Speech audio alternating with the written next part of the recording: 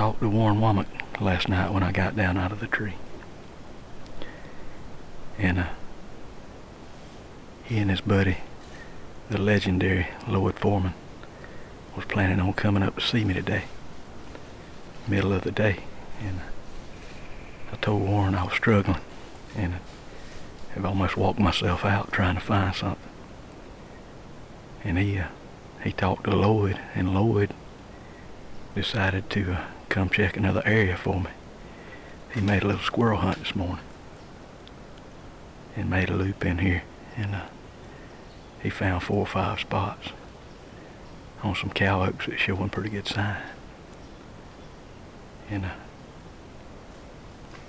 he sent me up in here. I came up in here, and the first place I came to was exactly what I'm looking for. And it's real thick in here. I got a pretty good draw running straight up in front of me. I got a big cow oak right here to my about 10 o'clock. And I ain't but about 12 yards from it. And since I've been here, the wind's been in my face, coming down this draw towards me. And I'm pretty sure the deer's gonna come down this draw. Not positive, but that's just the feel I get. And this tree's dropping. There's a lot of good sign under it. Droppings. And there's squirrels in here too, knocking some out. So it's 2:48 right now. Got 3 hours of shooting light left, and I got real high hopes. I think this might pay off. So stay tuned. Let's see if we can't get this done here.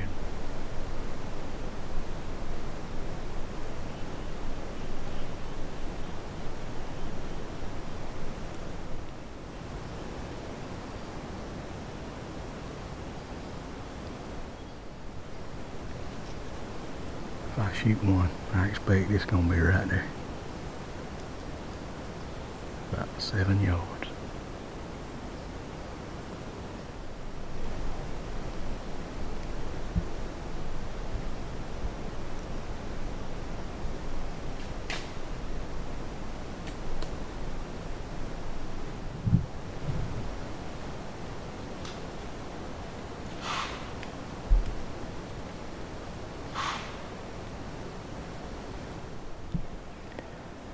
I wasn't in the tree 30 minutes and already saw 2.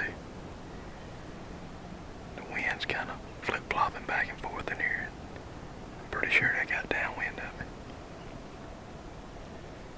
The first thing I heard was deer running, and I looked up and they were running.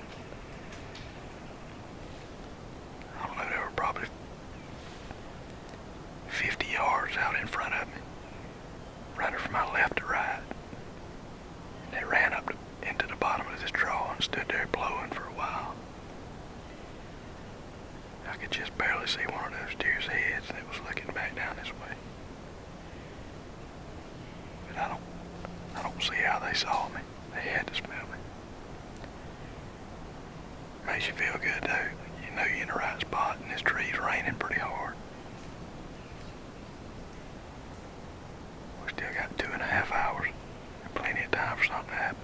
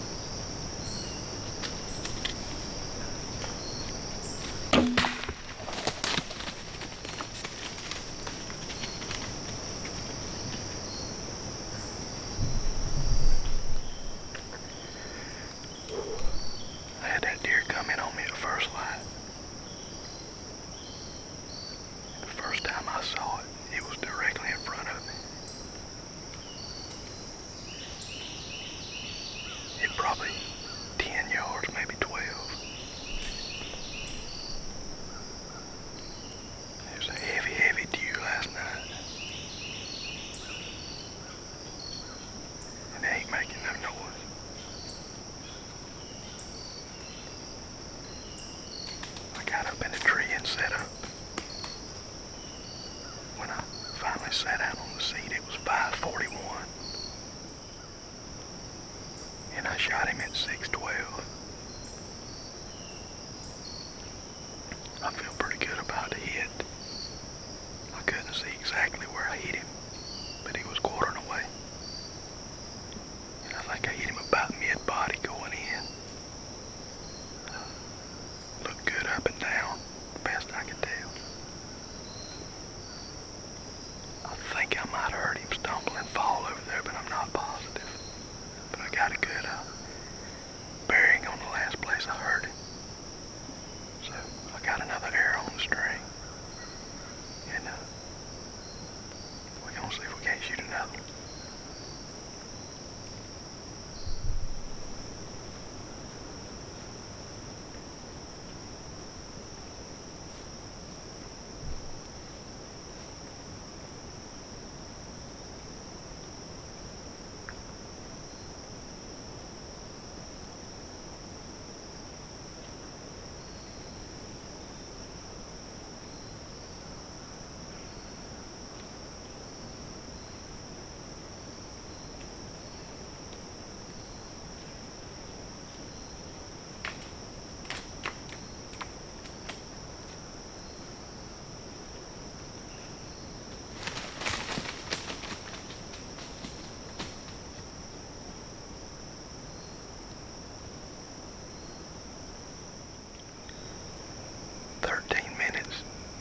After I shot that first one,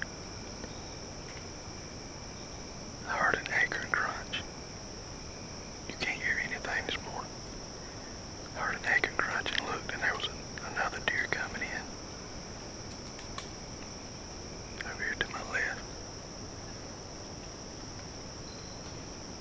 And I would have got shot that one. But it got up there and smelled the blood from that first deer I shot. And turned inside out.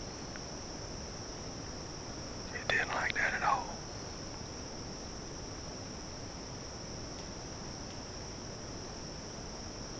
That's pretty cool, though. That morning's just getting started.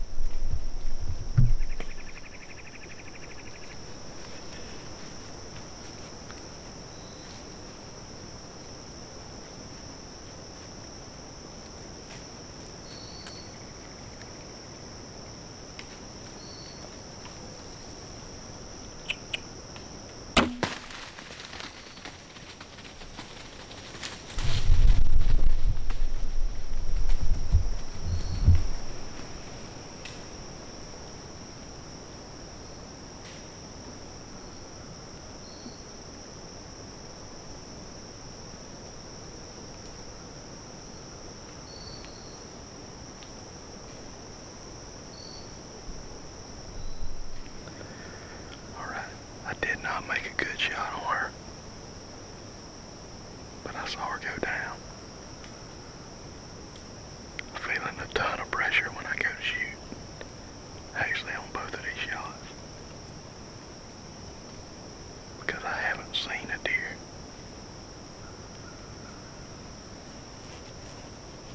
I don't think I've shot at a deer since the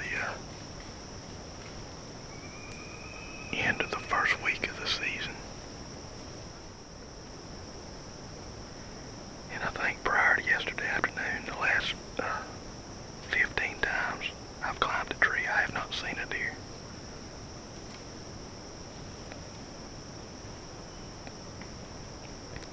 And the pressure just goes to stacking up on you. But that makes 5 that I've seen so far.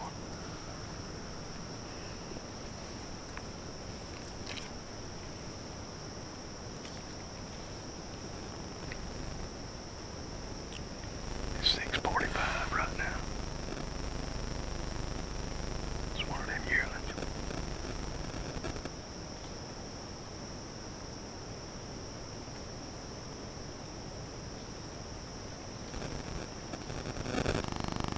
I've only been in the tree for an hour.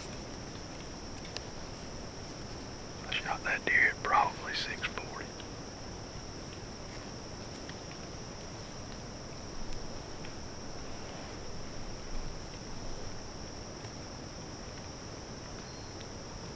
I'm almost thinking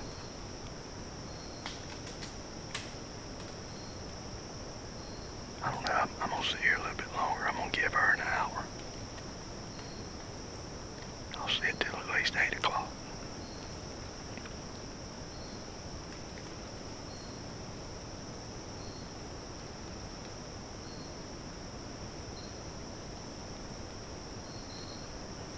But you see how crazy that was? That second deer that came in here smelled blood where I shot that first deer and turned inside out. And then those 3 came in here. Walked in almost the exact same spot. Definitely crossed the blood trail.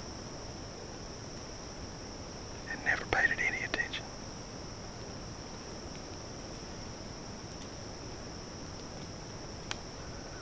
It's crazy.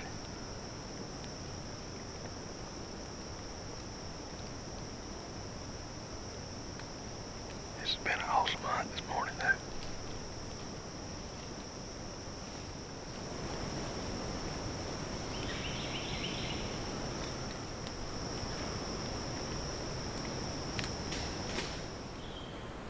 Alright, here they are. I made 2 bad shots on these deer this morning, but it turned out to be just good enough. I got up the tree. I wanted to be up the tree and settled in well before I could shoot.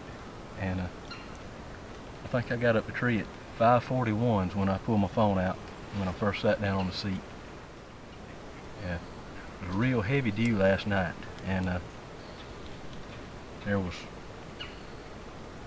all the leaves were just wet. I mean, it was quiet walking in here, and I'm sitting there looking straight ahead, and all of a sudden I see something at about 10 yards, and it was this one right here. And I had to ease up, and I started not to fool with the camera, but I decided to try it because it was just light enough. And so I turned it on and got it pointed right there. I don't even know if the shot's in the frame. I haven't even looked at it yet. I hope it was, but anyway, this joker come right there, and I had a perfect shot on him at 7 yards broadside. And I went to draw on him, and when I did, he turned quartering away from me pretty hard enough that I let the bow back down. And I just waited just a second, and he started to turn again and give me a little bit of a broadside, but then he just quit turning, and he was probably at a good solid 45-degree angle. And I went ahead and shot him because I was afraid that he was going to catch my scent at any time. And he ended up I ended up hitting him. I missed to the right a little bit. I hit him perfectly up and down, and he ran off, but he didn't run off super hard. First thing I'm thinking, I couldn't see really well where I hit him, but I'm thinking it was back, and it came out about the width of my hand behind the crease on the offside. But anyway, I took a compass bearing on the last place I saw and heard him, and so that was at 6:12. At 6:25, I think I turned the camera on and talked to it for just a minute. And at 6:25, I happened to look. I actually heard an acorn bust.